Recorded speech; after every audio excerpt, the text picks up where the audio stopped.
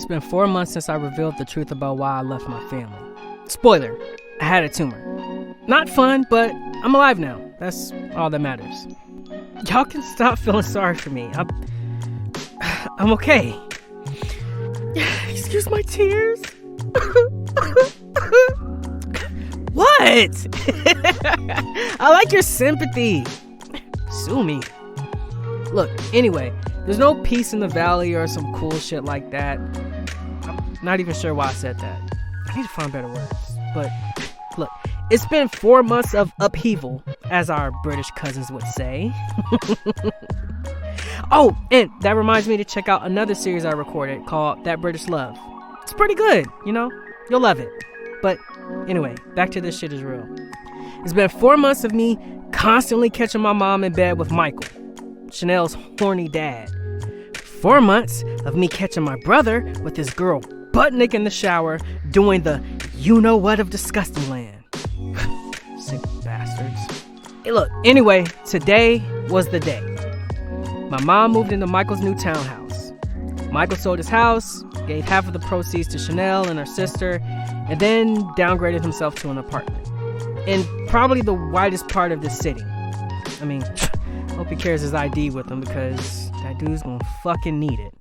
My mom signed over her house to me for a handsome fee, I should add. And look, one thing y'all need to know about my mom, she gives nothing for free. I'm pretty sure she only sees Michael because she likes his big pistol. Lovely thoughts to make you sick. And you had to think of it. I've had to kick my brother out of the house. And look, I love him, but the dude is jobless.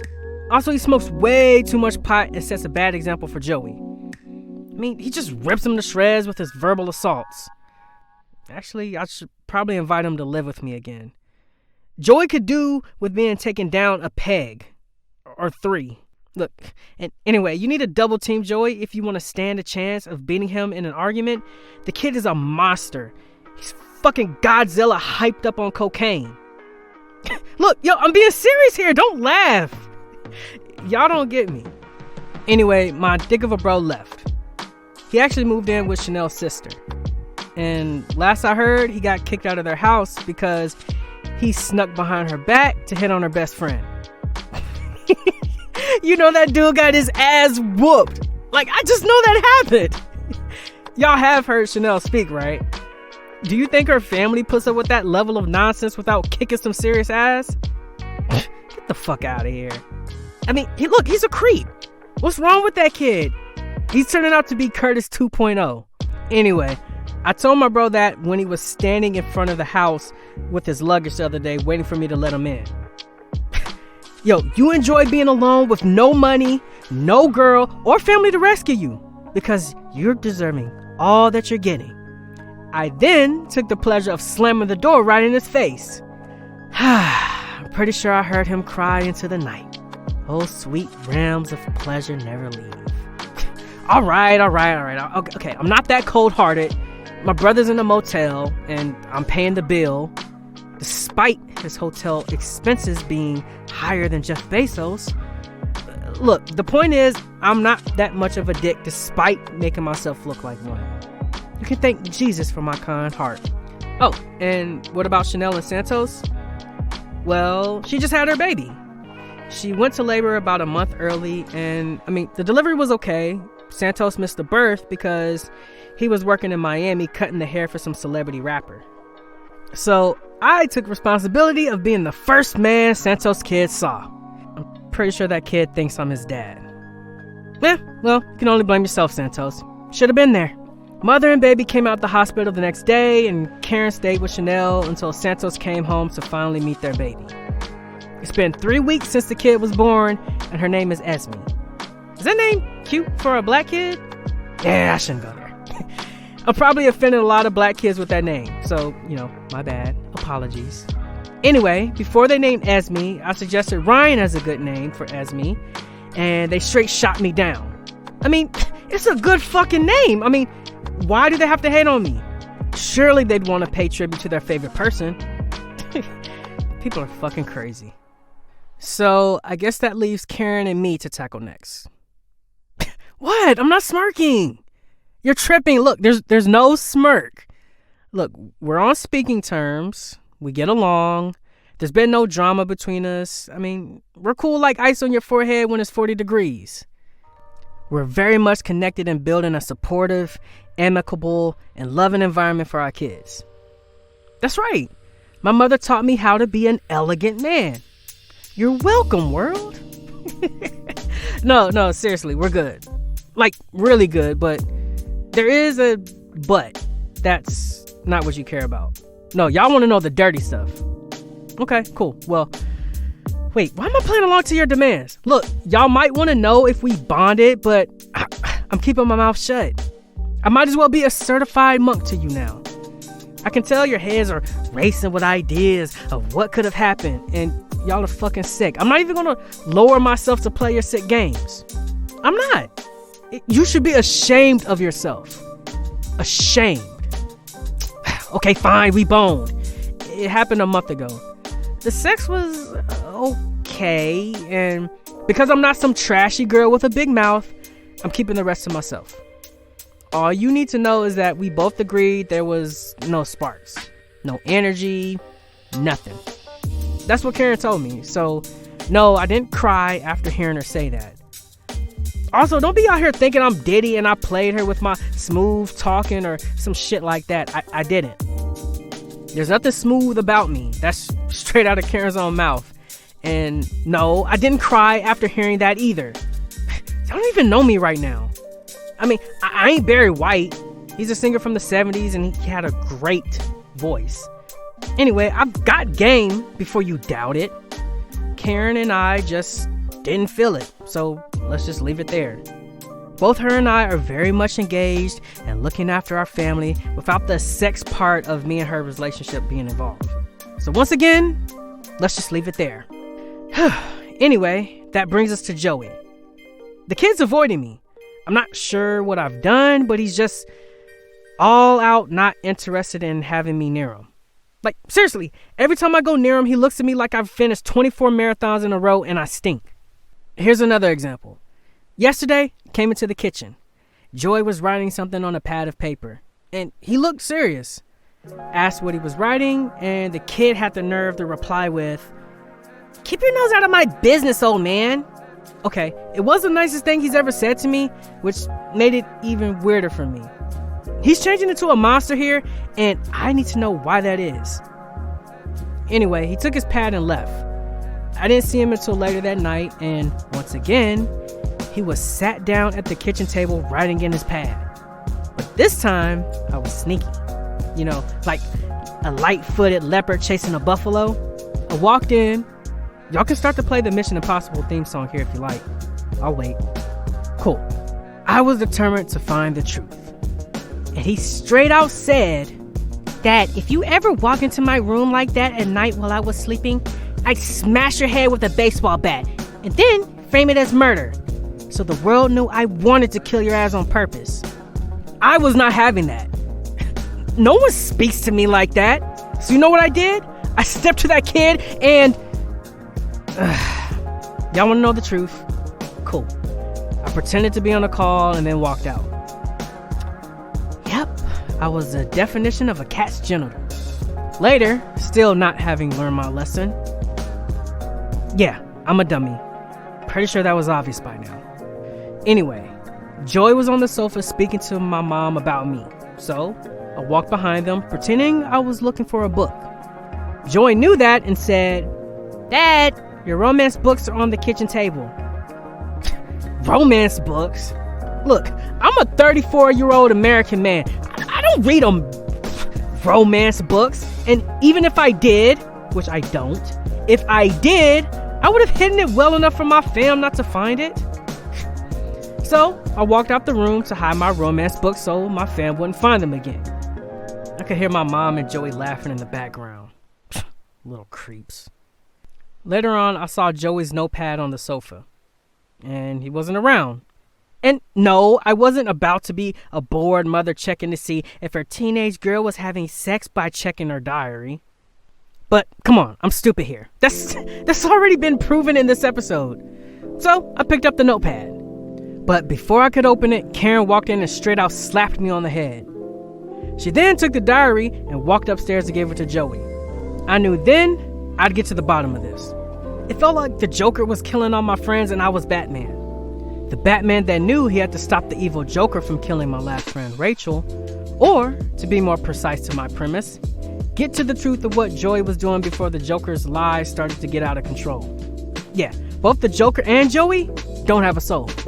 And also, I watch too much DC comic stuff on the TV. Yeah, this dude needs a fucking life. What's wrong with you, Ryan? Right, get yourself in check. Anyway, later on we ate dinner. I was watching Joey, doing funny faces so he'd be annoyed enough to talk to me.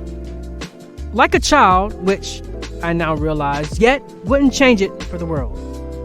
Joey must have seen me staring, so he said, "You can try your best to figure out what I'm doing, but your dumb brain will never allow you to work it out. So, good luck, chump. You're gonna need it." And then he laughed at me. Look, he can laugh, mock and laugh some more, but I know he's up to something weird and wrong. I will find out what it is. It's a dad's job to protect his son. And that's what I'm going to do. Joey can thank me once I've served my duty of cracking the case like Columbo. Look, I know he'll be happy that I've protected his soul from the devil's reach. Not that the devil hasn't already grabbed his heart. Oh, we know he has a deal with that kid. It's not even a laughing matter. I'm serious here. Joey equals devil. Matter of fact, it's just time for us to know that and just live with reality. The next day, I'm at Karen's apartment. We're in her kitchen and she's making breakfast for the kids. I'm there trying to put the kids' waffles into my mouth behind Karen's back. What? Like you ain't done that with your kids. Get the fuck out of here. Joey isn't there. He's in the den scribbling on his notepad. Look, I'm getting sick of this. A few dead-end questions later. What do you mean you don't know what he's up to? Just that. He's focused on keeping himself out of trouble. Why would I want to disturb that? Why would you like that to change, Ryan? Leave him in peace, Karen says. I think he's cooking meth. Look, hear me out. I think he's calculating ways he can expand his operations. This shit is just how Walter White started. It's time to get your mind around the fact you might soon identify his body after it's found in a ditch. We're gonna lose our baby. You think my high-achieving 12-year-old boy is cooking meth? Do you think my 12-year-old son, who yesterday cooked me dinner and then hugged me before going to bed, cooks meth? Karen says. Is he or is he not clever enough to do it? Karen glares at me. This girl knows I'm on to something. Why is she lying? Speak the truth, woman. Why are you denying this shit? He's capable of getting away with it. Look, Dick, your son will tell you what he's up to when he's good and ready. Until then, sit tight and keep that trap shut, or I swear to God, I will murder you. Understood? Good. Now get the fuck out of my house before I slap you. See, I knew he told you what he was up to. I was testing you, and now I know the truth.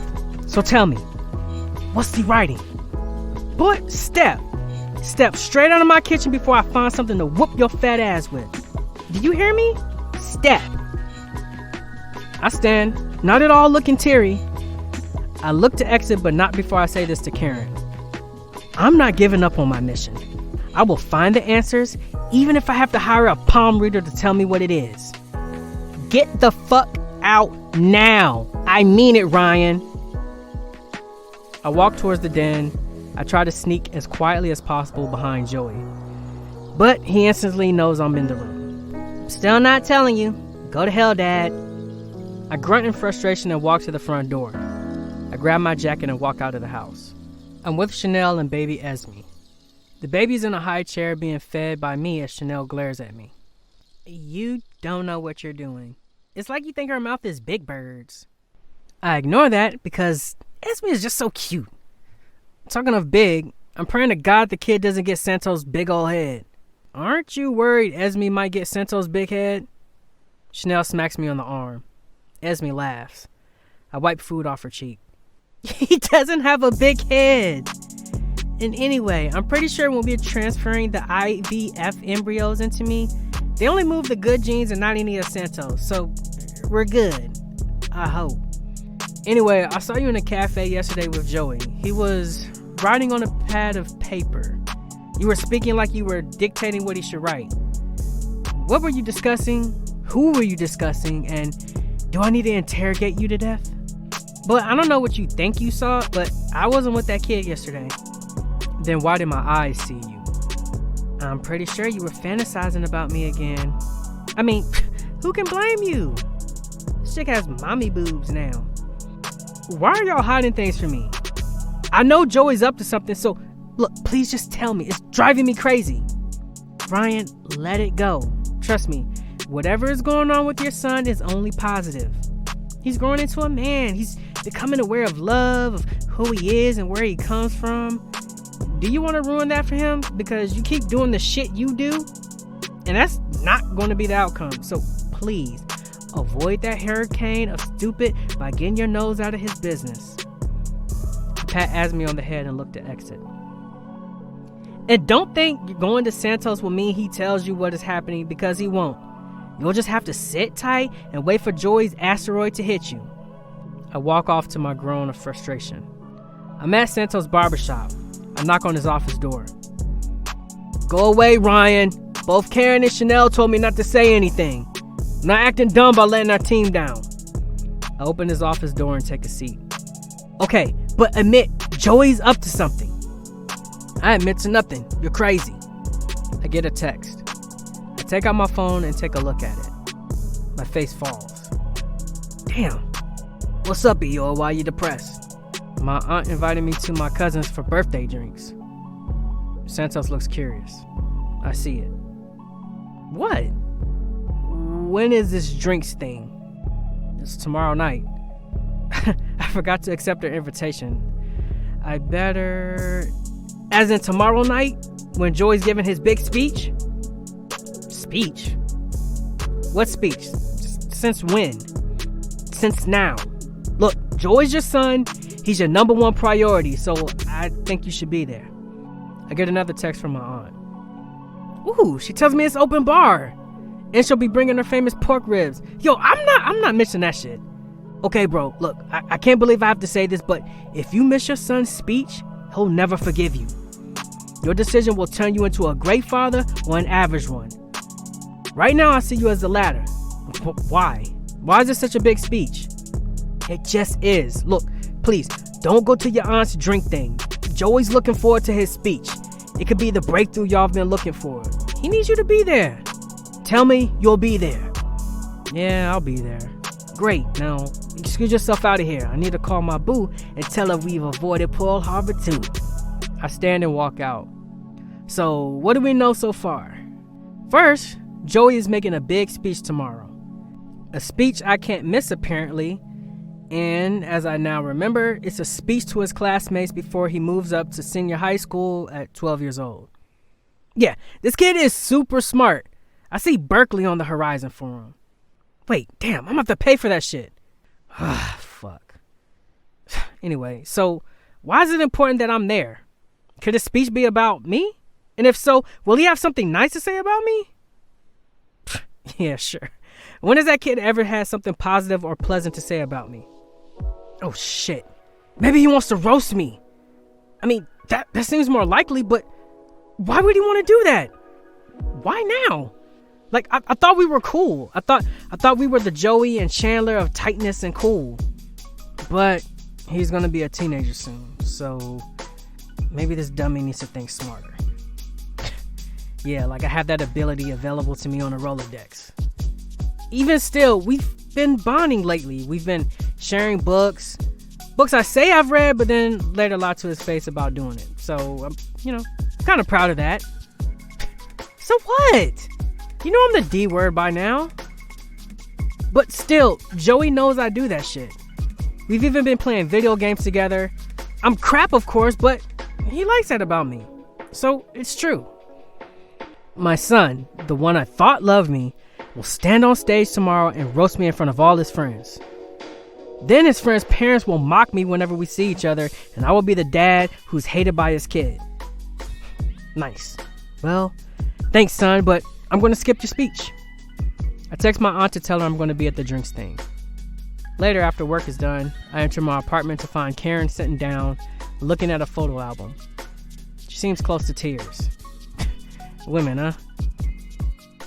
Okay, cards on the table. Joey's photo albums are adorable. Karen has the one she gave me on my last birthday a few weeks ago. It was by far the most treasured present I ever got. So I thought until today's events. Now I don't know what to think. I thought I knew that kid. Thanks for tricking me, brain. Karen looks up.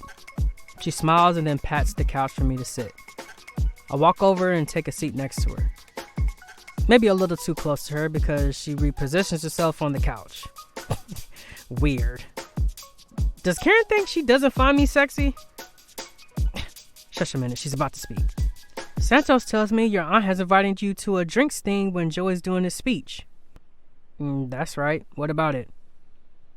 Why are you considering going to it? Who says I am? Is this my first day knowing you? Look, right, you can't go to the drinks thing. You need to be there front and center for your boy. This isn't a debate. This is a demand. Look, Joey doesn't care if I attend his speech or not. Well, I think he wants you there from speaking to him. That kid has never wanted me to do anything with him. Might as well be his kryptonite. Ryan, you're his father. He loves you. I mean, not as much as Mommy dares. I gave birth to him. I'm the champ. I'm just saying. Sure, Joey loves me. Joey only loves the people who matter to him most. That's the people who were there at the beginning for him. That's Karen. Yeah, she said that shit already. Find a new angle, dummy. Still, I'm not buying the he loves me bit of Karen's speech. Joey doesn't. What's with the scoff? You know he cares. So why is he always constantly sniping at me? He's always on the roof with his gun trained on me, shooting me dead. I know that kid. Maybe that's his way of showing his affection to you. Did you think of that? When he first met Elizabeth, did you know he couldn't get her attention? Elizabeth? Oh, his girl. Gotcha. Go ahead. Joey had to pull her hair to get her to look up at him. Then he worked until he won her over. So, what are you saying? I'm saying his behavior towards you stems out of the same love he has for Elizabeth. Only slightly higher for her. You have been a train wreck these last few days, and we've all hated your ass. So, the way he acts around me is his way of loving me? Who knew you weren't so stupid after all? Okay, so does that mean he'll always just show me hate and nothing else? Will he keep just hating down on me? Look, truthfully, would you have it the other way? Could you imagine any other relationship with him?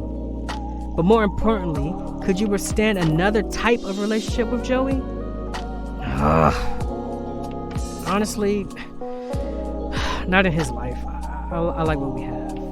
It's natural, while also being vomit-inducing.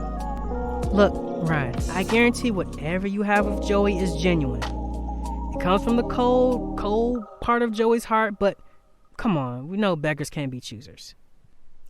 I sort of believe it now. Maybe I just don't want to be at the event and watch him rip me to shreds with his roast. Look, I'm going to leave, but you should know that that's not his intention. I'll see you tomorrow at 7 p.m. sharp. Don't be late. Karen kisses me and looks to leave, but she comes back. Hey, just a quick question. You know when we slept together a few weeks ago, did you use protection? You said you were on the pill? What's going on? Nothing. I'm just checking over things. I'll see you tomorrow. Karen hurries out the apartment. Karen is in the pharmacy. She picks up 2 pregnancy tests. She scans them and gets tapped on the shoulder by Chanel, who's holding formula with baby Esme's stroller next to her. I know I'm not seeing what I think I'm seeing right now, Chanel says. I might be, I'm not sure. And it's Ryan, the Dick's baby? Yeah, the Curtis thing was done 2 months before. Whew. Alright then, if we're gonna do this, let's do it right. You want that pregnancy test. Karen picks up the test. Come on, we're doing this at my house. It's the next day. We're at the auditorium where Joey is about to give his speech. The school event was a graduation event for parents and students as some of the kids were moving grades. Joey is the main event as he's the youngest person in this school's history to move from middle school to high school. The school has awarded Joey a speech to say thanks to his teachers and fellow students. In addition, there are a few journalists here from the local media. I mean, this could be good. I'm kind of hoping Joey stutters, so his roast doesn't land right. I'm a good parent like that. Thank me later if you want. I'm sitting next to Chanel, who's Karen's substitute tonight. Karen's ill. I mean, she looked fine yesterday, so something must have happened. Let's hope she tells me soon. My mom, Grace, records the event on my smartphone. I figured I could record the event and then give it to Joey before he goes to Berkeley. So he misses us. Ain't nothing else gonna force him to do that shit. I know that boy. Let's be real here. I turn to Chanel. She glares. Boy, I told you what I know. Keep pushing me and there'll be a slap to your face. Yeah, I'm keeping my trap shut. Joey's principal introduces Joey to a massive applause from his teachers and fellow students. There are a few pictures taken. I'll sue if those pictures are printed without my consent. Seriously, my boy is popular. I think he has a twin. There's no way he's this popular. I refuse to believe it. I just do. I'm sorry, but I do. The principal gives Joey a long hug. I can see the cringe on the boy's face. I'm kind of wishing for more of it. So what? He deserves to be uncomfortable. He's the D word. Hey, that was a weird reaction. Elizabeth, Joey's girl, stands up to shout. I love you, babe! That's my girl, Liza. I know you ain't staring at her, Lewis. I'm watching you. There's laughter. I was being serious. Y'all never take me seriously. Look, I wanted to come here tonight and speak about one person. One person who I think is special to me. The most influential person to ever enter my life. The person is not my dad, Ryan. It's rather Kanye West. Did y'all buy that? No, seriously. I meant my dad. He's the D word sitting there looking kind of confused like he has dementia. Can I be honest with you? I've never shown him any type of affection in his life. I shout, That's true! There's laughter again. Pipe down, Dad. You're stealing my limelight. As I said, never. But I want to say I should have. I should have shown him by now how much I love him. I should have established how much I miss him when he's not with me. I should have told him I love everything about him by now. And that's why I'm here. To do all of that in front of all of you. Dad, I fucking love you. You're the most kind-hearted dad on the planet. You always let me order my pepperoni on pineapple pizza whenever we order pizza. I shout again. It's because I hate eating the same pizza as you do! There's more laughter. That's true. But my dad is always kind enough to order it for me like a champion. I should just point out that this sweetness will only last for one night. From tomorrow, I'm back to the old me again. Anyway, my dad has also never missed one school event where parents can come. From parents' evening, soccer games, to the speech. My dad has always been generous enough to want to be there for me. Like a hero. That's the mark of a good dad. That's what Grandma told me to write. And you know what? I kind of believe it too. Why? Because I realize he loves me. Chanel looks teary. I put an arm around her and she slaps it off. I think I learned my lesson there. I have a confession that not many of you know. My dad nearly died a couple of months ago from a brain tumor. He didn't tell any of us what was happening, and a part of me thinks he didn't because I've never been nice to him. I've always been rude, condescending, uptight, and one hell of a dick to him. Y'all should know I'm proud of that fact. There's laughter and applause. People take me seriously. There's more laughter from the audience.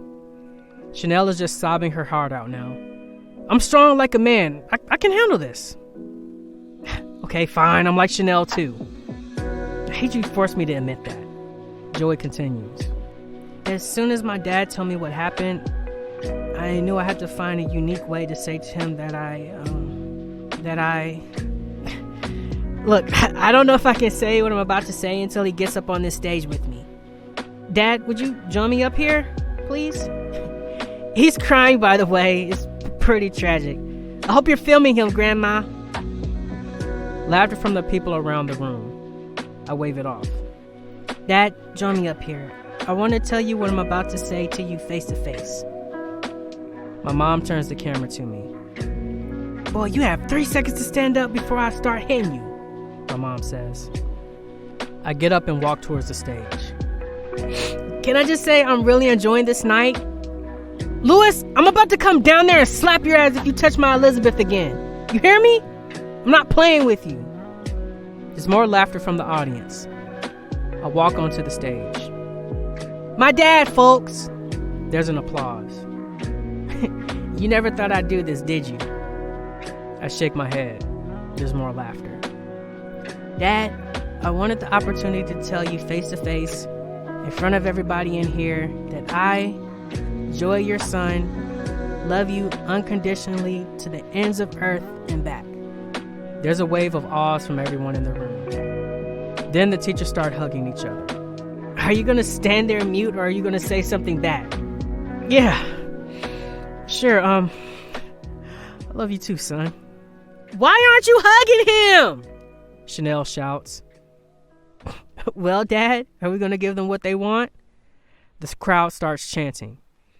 Hug! Hug! Hug! Hug! Hug! I smile and hug my son. There's a massive cheer from the room. Everyone applauds us. I hold my son tightly. I'm going to enjoy every second of this before he turns back into a monster. I let go of Joey. He turns back to the microphone. All right, that's all I wanted to say. Oh, hang on. Sorry. I have one final surprise for you, Dad. Someone else wants to say something to you. If you'll just all turn to the screen behind me for a second.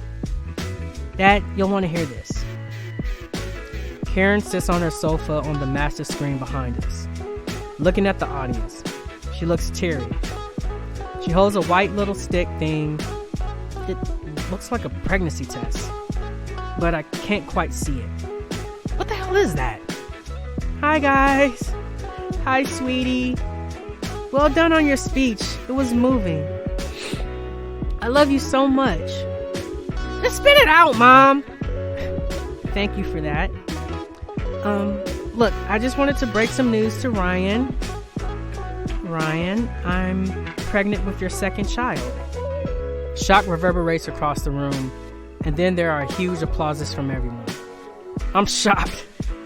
I don't know what to think. I'm gonna be a dad. Again! Joey's getting more siblings. What the hell? Anyway, congrats, Mom and Dad. Don't fuck up your new baby as you did with me.